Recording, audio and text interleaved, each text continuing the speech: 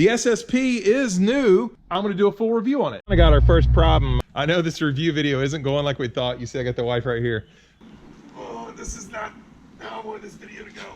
Hello, welcome to Gearhead 704. I'm Matt, and in case you are new to the channel, yes, both of these cars behind me are my FoxBodies. I actually just picked this one up. This is an 88 SSP, and if you haven't seen that video, definitely check it out. But yeah, just picked that one up, and this is Tar Heel Fox, which has been on the channel for quite a while. But the SSP is new, and today I'm gonna do a full review on it. And I do a lot of reviews on this channel, so why not review my own car that I just bought? I've barely driven it. I haven't put a lot of miles on it or anything like that. So I'm gonna tell you guys everything that is good about it, everything that is bad about it. And there are some bad things on it, but that's okay. That's what I wanted. I wanted a project car that I could do something with that needed some love. So when I say something's bad, it doesn't mean like, oh, I got ripped off or anything. In fact, I'm very happy with the price I paid for the car. I think it was a fair deal. I got a lot of parts, and this has some great stuff in it. So I'm gonna show you the good, I'm gonna show you the bad, but first we gotta do something. We actually gotta get a license plate on it so I can drive it on the road.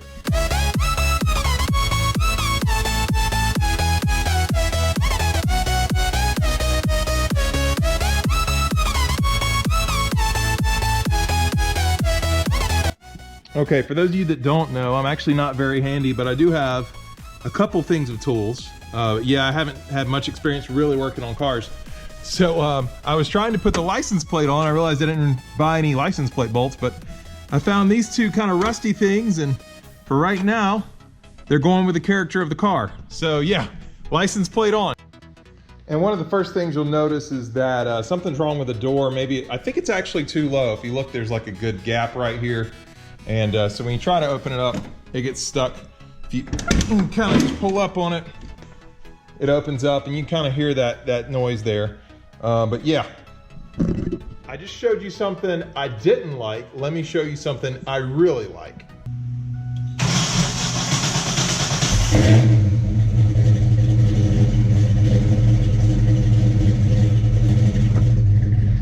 Is that not one of the best things about the car? Okay, so for some reason there's no tilt on this steering wheel, and I don't know why. I thought all 87, 89s had it. This does not have a tilt, but it actually is up a little higher, so it does not have any sort of radio, but I've got a plan for that. And oh yeah, I did drive this once, and the hubcap fell off the one time I drove it. And you can see that this panel covering the wires here is missing. So for right now, we just got to get to the gas station before we run out of gas. I'm not sure how much gas it has in the car, so let me get over there real quick, and then we'll continue this review. So like I said, our first stop is the gas station. I'm in the car right now.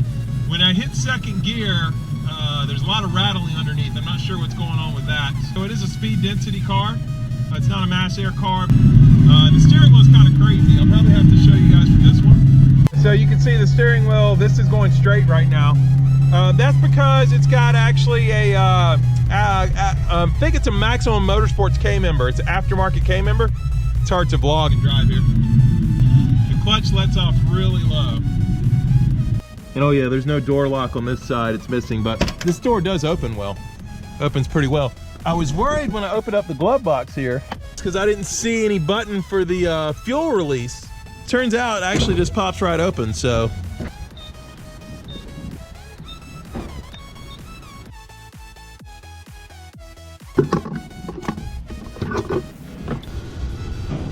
Some little rust point there.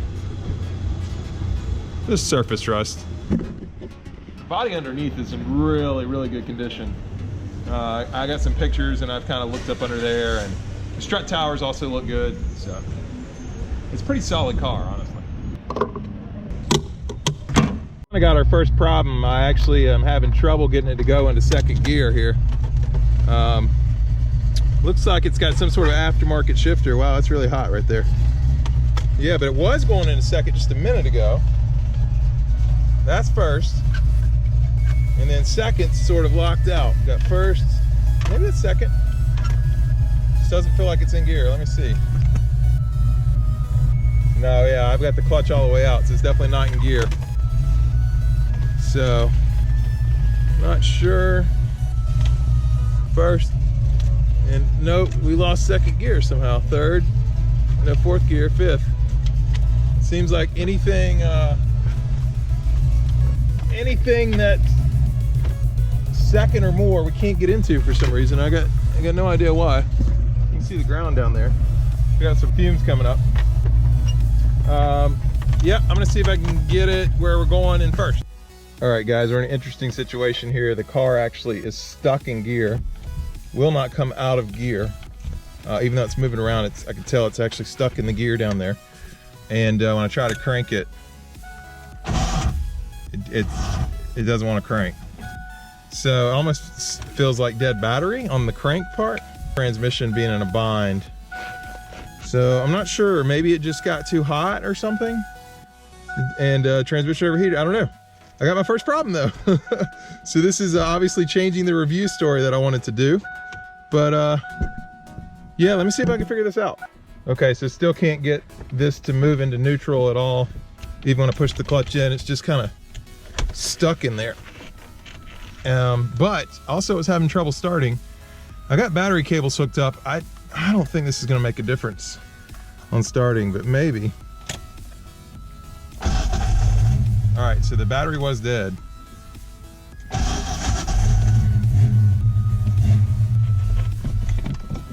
Yeah, but it's dying instantly, so let me try it again. Definitely some grinding going on in the transmission. I might need to take the shifter off. It was moving a little more. Maybe the shifter itself is causing it to not quite get in gear. Might be having a problem with this part. If I could pull lower, I just won't get out of gear. Not quite sure what's going on there. It's definitely loose right there. Try to crank it again.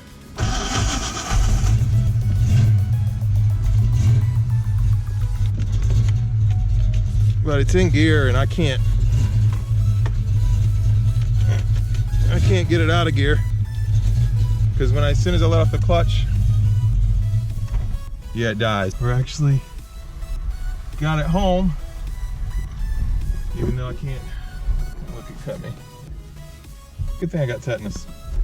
Got my tetanus shot. Now we're not going forward at all. Okay guys, I don't know if you saw that, but I actually was able to push the car into the driveway even though it's still stuck in gear. And the battery was definitely dying, so there's two problems. I know this review video isn't going like we thought. You see I got the wife right here. I'm gonna see if she can actually hold the clutch down because the car thinks it's in gear right now, and I'm gonna try to push the car in the garage. So that's what's happening next. Just stay tuned. This is fun, man. This is what a project car is like. Aren't you glad I bought this? Yep. Yep, me too. And steer, hit the brakes if you're gonna hit something. Don't hit the brakes unless you have to. I didn't. Oh, I saw the brake lights come on, so you did. Maybe a little bit. All right, now I'm tired. Good. The steering wheel locked up. Okay, yeah, it might do that. If you turn the key, I think you'll get some steering maybe. Although the battery's pretty dead. Yeah, loosen it back up again. Okay, you need to go to the right.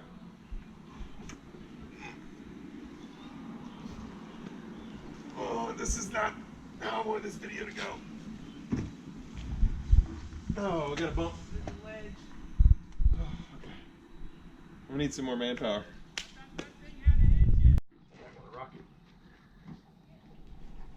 There we go. Don't be putting the brakes on there, Missy. No, you can't. Are you kidding me? I am No. so sorry. No. Oh, the battery died too. That part's fine. But yeah, it won't go in gear. Or it'll go in gear, it won't come out of gear. Tiffany, are you happy or what? I'm gonna call for a lifeline, but I'm guessing probably have to make sure transmission has fluid in it as a first step.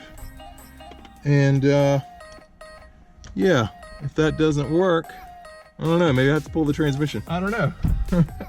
I'm kind of laughing because, you know, this is what I wanted to do. I wanted to learn, at least I did get it in the garage here. The wife helped me. That was my neighbor that came over too, Mike. He helped me. He's just laughing. All my neighbors are laughing, basically, me buying this old car, especially when I've already got one old car over there that runs just fine. But yeah, let me see. I'm gonna see if I can figure this out maybe in this video. If not, I'll let you guys know here in a minute. Okay guys, so I noticed that this right here, this bolt was right up against the back of the shifter. So I'm actually gonna try backing it out and seeing if that gives me any more room. Oh, there we go. Look at that. Somehow this moved forward. And actually I did call Pony and ask him a question, but when I called Pony, I was the one that noticed that. So yeah, it looks like, hold on, let's see. Get the key in here. That was somehow binding me up.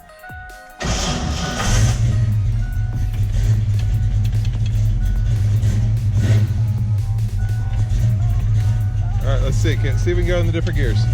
First, second, third. I'm not sure about fourth or fifth, but yeah, somehow that bolt was holding it back. Somehow that got stuck. So that's actually pretty cool. I fixed my first problem. I don't know what I'm going to title this video. Maybe you're locked out of gear. I don't know, but yeah, it's much better now. Where should this be set at? You know, I'm not sure where it should actually be set at, but it definitely was locking me out somehow. Okay, so I got it in reverse, but unfortunately, battery's dead again. Let me see if I could jump the battery from Tar Heel Fox over there. Battery cables!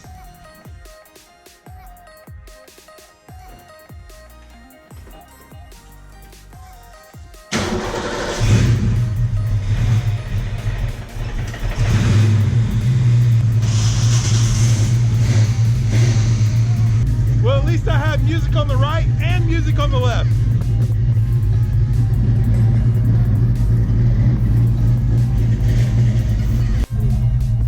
All right, yeah, we're going down the road now. I just can't stall because my battery will die if I do. All right, yeah, there we go. Oh, this thing shifted so much better.